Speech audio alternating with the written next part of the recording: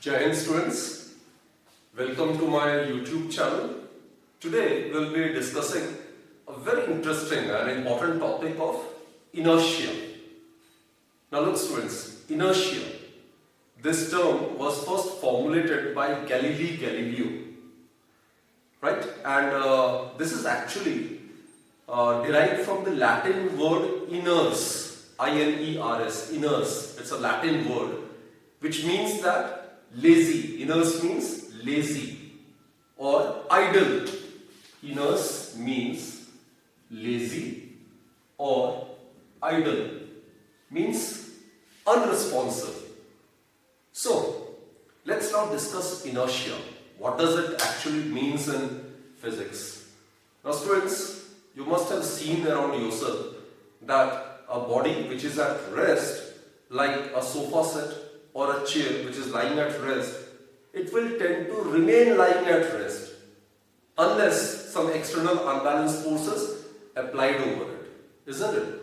Similarly, if a body is in uniform motion along a straight line and assume that there is no friction, in that case the body will keep on moving with the same speed and along the same straight line indefinitely. It will never stop in case friction is absent.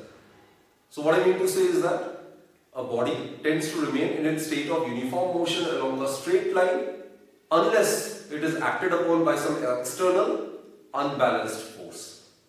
Similarly students, if a body moves in a particular direction, then it will keep on moving along that direction only. What I mean to say is that without applying any external unbalanced force, a body do not change, or rather it cannot change its direction of motion by itself. So in that sense, a body is quite lazy. Every body in the universe is quite lazy, or they do not have any ability to change its state of rest or of uniform motion along a straight line by itself. So what I mean to say is that a body cannot by itself change its state from rest to motion, or from motion to rest, or change its direction of motion. In the previous lecture students, we have discussed the effect of force. Now when a force is applied to a body, I am talking about unbalanced force. Now when a force is applied on a body, then if the body is at rest, then it might get changed into motion. It will change its state from rest to motion. It might change, right? Similarly, if a body is in motion, then by applying retarding force, braking force, the body will come to rest. And if force is acting perpendicular to the direction of motion, then also we have discussed, in that case the body tends to follow a circular path, isn't it? And in the absence of any force, what happens is, if a body is following a curved path, then what happens is, in the absence of force, it will tend to move tangentially, in the absence of any force. So what I mean to say is that it is only the force under the influence of which a body can change its state of rest or of uniform motion. It is only and only under the influence of unbalanced force, right? So what does inertia means basically? It is an inherent property. It is an inherent property. Inherent property of all the bodies. It's a fundamental property of all the material bodies. Students, as you are aware, all the bodies are made up of matter, isn't it? So, it is an inherent property of all the bodies by virtue of which a body, if it is at rest, it will tend to remain at rest. If a body is in uniform motion along a straight line, it will tend to remain in uniform motion along a straight line. So this inherent property of a body, by virtue of which a body cannot by its own change its state of rest or of uniform motion, is known as inertia. So inertia, as I have stated, it's a term which denotes the unresponsive or laziness of a body, isn't it? A body can't by itself change its state. That's inertia. Now, we are very much aware. Suppose two bodies, one of lighter mass and one of heavier mass. This is M2. Both are at rest. Both are at rest. Obviously, in the absence of any external unbalanced force, both these bodies A and B will tend to remain at rest only, isn't it? Now, if I intend or if I wish to change the state of these two bodies from rest to motion, then what happens is I need to apply some external unbalanced force. It is common sense, students, that in the case of lighter body, small effort or small force will be required to change its state from rest to motion. While in the case of a heavier body, much larger effort will be required to change its state from rest to motion. So what I mean to say is that this body, which is heavier one, which has large mass or large amount of matter contained in it, that will provide more resistance, more opposition towards any change in its state. Isn't it, students? So the lighter body, which is having small matter, small amount of matter, this will also offer resistance towards the change in its state. But the resistance offered by a lighter body is much lesser as compared to the resistance offered by a heavier body towards any change in its state. So what do you conclude from this? It is the mass of the body that gives the measure of the inertness of a body. Mark my words, student, this is very, very important. Mass gives the measurement of the inertness of a body. The greater the mass of the body, the more will be its inertness. The smaller the mass of the body, the smaller will be the resistance, or smaller will be the inertness of the body. So mass is the physical quantity that gives the measure of the inertness of a body. Clear, students? So, heavy body, if we intend to change its state from rest to motion, or if we intend to change the state of a heavy body from motion to rest, then a large force is to be applied. And for lighter body, smaller force is required. Isn't it? So it clearly suggests that it is the amount of matter which is contained in the body that gives the measure of inertness of the body. Right? So inertia may be also defined as the resistance or the opposition which a body offers towards any change in its state of rest or of uniform motion.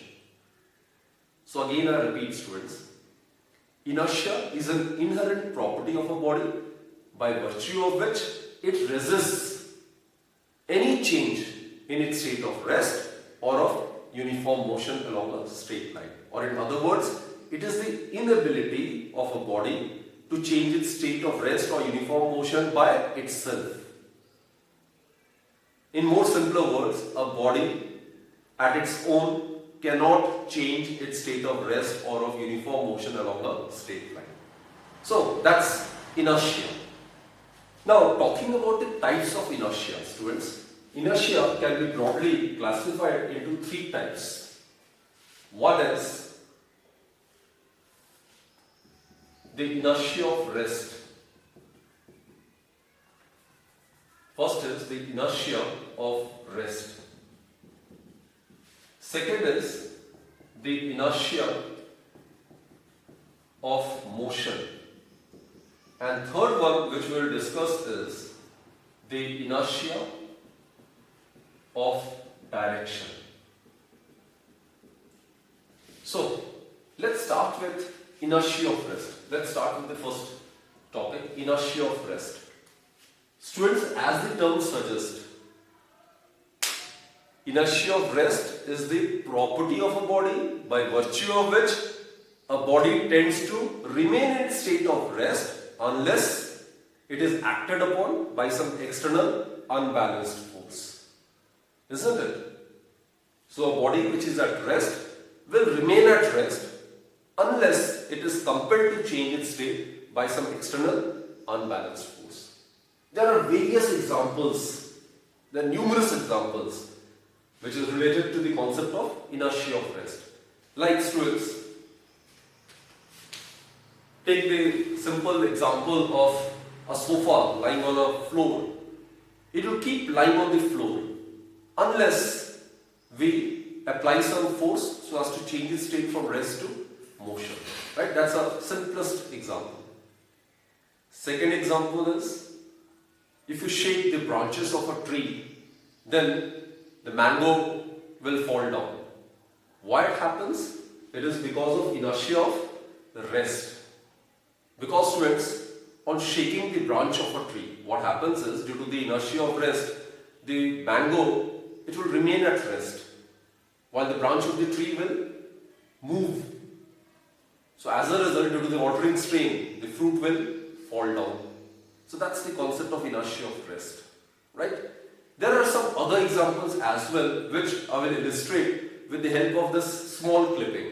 So do watch this clipping and I'll illustrate each and every example. These all are related to the concept of inertia of rest. Let us consider a person to be standing inside the bus which is at rest. Now, as the bus starts moving, the lower part of the body of the person, it comes in motion.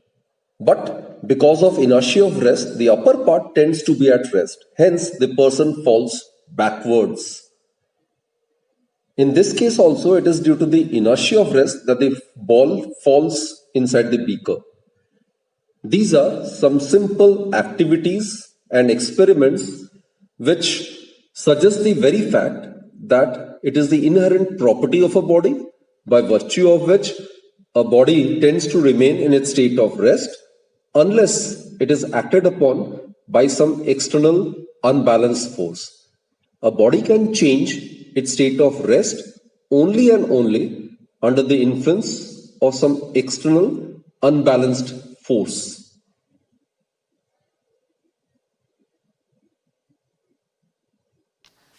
Okay, second is students, inertia of motion, right?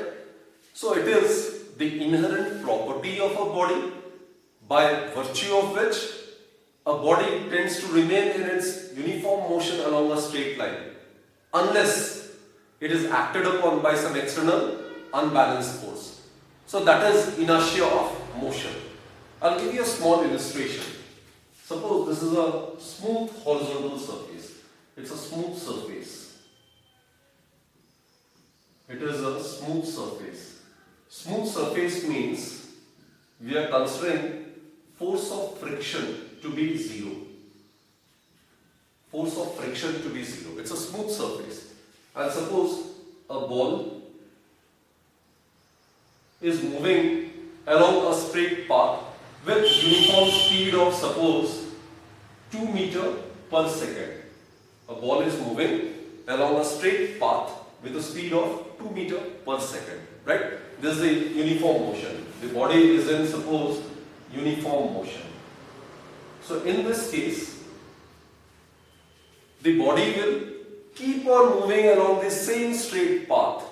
Initially, it is having a velocity of 2 meters per second. After 10 seconds or after 20 seconds, it will have the same velocity. That is, its magnitude as well as direction will remain same. Only when force of friction is considered to be absent. So in the absence of any external force, if this body is initially in motion, then the body will remain in its state of uniform motion along a straight line. Remember, no force is acting. So the speed of this body will not change. The direction of motion of the body will also not change. Therefore, the body will keep on moving along the same straight path with the same speed. Therefore, inertia of motion is the property by virtue of which a body tends to remain in its state of uniform motion along a straight line unless it is compelled to change its state by some external unbalanced force, right? This is an ideal scenario where we have considered the force of friction to be absent. But normally, the surfaces, when the two surfaces are rubbed against each other, or one body tends to slide or roll or move against the surface of some other body, some force of friction does always exist. So in our daily life, what we observe is when our body is moving, then after some time, after covering some distance, the body eventually comes to rest.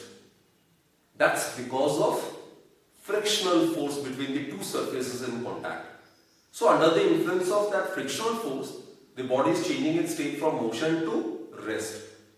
But in case frictional force is considered to be absent in the ideal scenario, then if a body is moving, it will keep on moving along the same straight path without changing its speed. Isn't it? So neither its direction of motion changes nor its speed increases or decreases. So students, a very, very important conclusion, it's a very important thing. For a body to move in uniform motion, no force is required. I repeat, for a body to move in uniform motion, that is, for a body to move along a straight path with constant speed, or you can say constant velocity, no force is required. So, suppose it's a conceptual question, it might be asked in your exams. Let us consider a body to be moving with uniform velocity of 10 meters per second. Uniform velocity. Uniform velocity. Right? Velocity, as you are aware, students, it's a vector quantity having both magnitude as well as direction. If I say uniform velocity, what does it suggest is the magnitude of the velocity, which is the speed, that is constant, as well as the direction of motion of the body is also constant. So uniform velocity means neither the magnitude nor the direction of the velocity is changing. Right? So if a body is in uniform motion, which means that it possesses uniform velocity, then what is the net force acting on this body? So in this case, the net force acting on the body would be 0. Please do remember, if a body is in motion, it doesn't mean that force is acting on it. If a body is in non-uniform motion, then some external force, unbalanced force must be acting on the body. But if the body is in uniform motion, that is, if the body is moving along a straight path with constant speed, then no net force is acting on it. And in that case, the body will tend to keep moving along the same straight path with the same speed in the absence of any external unbalanced force. So this inherent property of the body is known as inertia of motion. Again, there are various examples of inertia of motion, which again I'll explain with the help of this small but very interesting clipping. Right? Do observe it. Let us consider a bus suddenly stops. Then the person in the bus will experience a force in the forward direction. It is because the lower part of the body of the passenger, which is in contact with the bus, comes to rest. But because of inertia of motion, the upper part of the body tends to keep on moving. As a result of it, the passenger experiences a force in the forward direction because of the imbalance in his body. So this is due to inertia of motion. Similarly, when a running horse suddenly stops, the rider falls forwards because the lower part of the body of the rider comes to rest, but because of inertia, the upper part of the body tends to keep on moving. As a result of it, the rider falls. The third one is the inertia of direction. Now, inertia of direction is the inherent property of a body by virtue of which a body tends to resist any change in its direction of motion. Or in other words, it's the property of a body by virtue of which a body tends to move along its original direction of motion, unless it is compelled to change its direction by some external unbalanced force. Right, students? So here also I would like to give you an illustration. I have told you, whenever a body is moving along a circular path or a curved path, then the direction of motion of the body is always given by drawing a tangent at that particular point. Like, this is a circular path, and suppose the body starts from this particular point, and this is the center, and it is moving in the anti-clockwise direction. It's moving in the anti-clockwise direction. So at any instant, its direction of motion is given by drawing a tangent. At any instant, its direction of motion is given by drawing a tangent. Tangent means a line at a point of the surface which is perpendicular to the radius. That's tangent. So the point is, whenever a body is moving along a circular or a curved path, then the direction of motion of the body changes continuously, because its direction of motion at a point is given by drawing a tangent at that particular point. And I've told you, when a body follows a curved or a circular track, then its direction of motion changes continuously. Now direction changes means velocity changes. Velocity changes means it's the case of acceleration. Acceleration can be produced only under the influence of some force. So a body is able to move along a circular path only under the influence of some external unbalanced force. Now imagine if that external unbalanced force ceases to act. I mean, if that external unbalanced force vanishes or stops acting, then what will happen?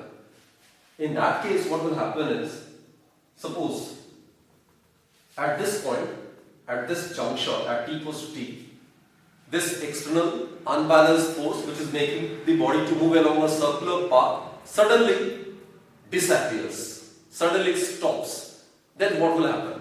Then the body won't be able to complete the circular path. Instead, at the instant when the force becomes zero, thereafter the body will fly off tangentially. It will fly off along this direction, because now it will tend to move along its original direction of motion, because there is no force to change its direction.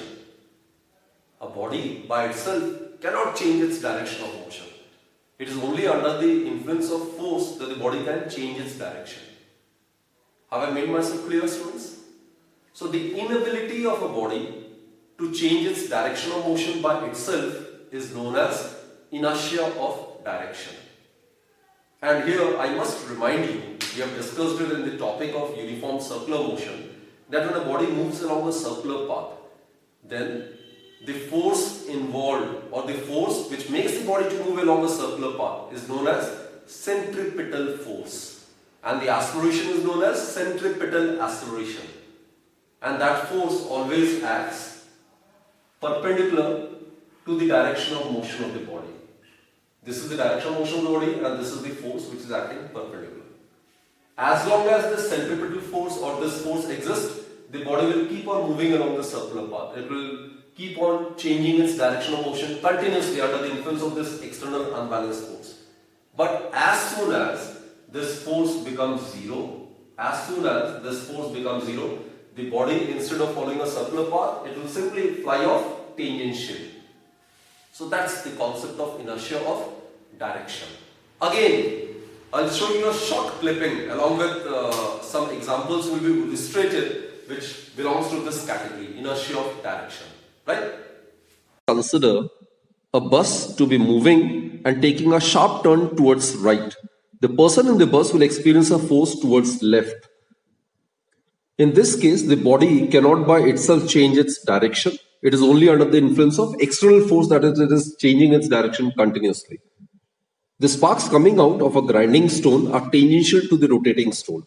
It is due to directional inertia or inertia of direction.